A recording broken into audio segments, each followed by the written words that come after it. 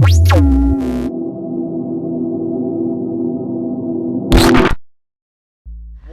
are you doing at the moment on ETA and also in your spare time to change your community this year? Well, we're doing like drop-in centres with youths, we're doing loads of stuff out on the high streets, doing like questionnaires, finding out what people really want and really need in the community so that we can get stuck in as a church and as an organisation and really get to know them and get involved. What, in your opinion, makes a revolutionary? Someone who's ready to flip things upside down, to turn the world a different direction, go against the flow. What sort of things have you been involved in the city? Well, I'm mainly doing church youth work, so we have a group of about 20 kids coming every week, and we're really kind of community based, so we have like fun nights and stuff where they invite their friends and stuff, and we get a lot of non-Christian kids coming in, and they seem to love it. So the fun nights involve just playing games, drinking juice, eating ice cream and having a laugh, and it's a great outreach and the kids love it. Over the May weekend we're having a Hope Weekend, which will involve going out doing car washes, gardening, picking up litter. I think in the sense is not to be afraid to look stupid in front of people. You know, if you can go out there thinking I don't care what people think of me, you know, you've got to be there, clown for all that matters, you know, just go for it. Katie, you're doing a YFCOne year out. What exactly is YFCOne and what can you do when you're on it?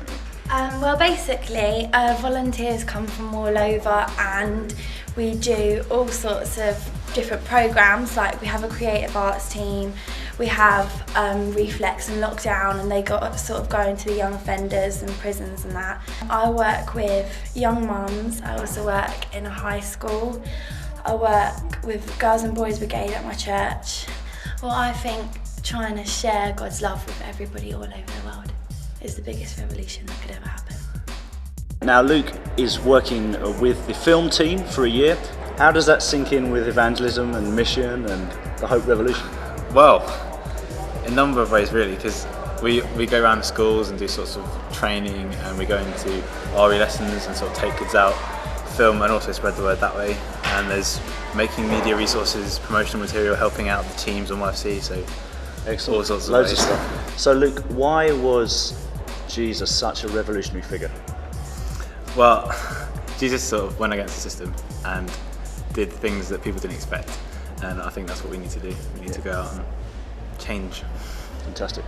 Thanks Luke. Thank you, Phil.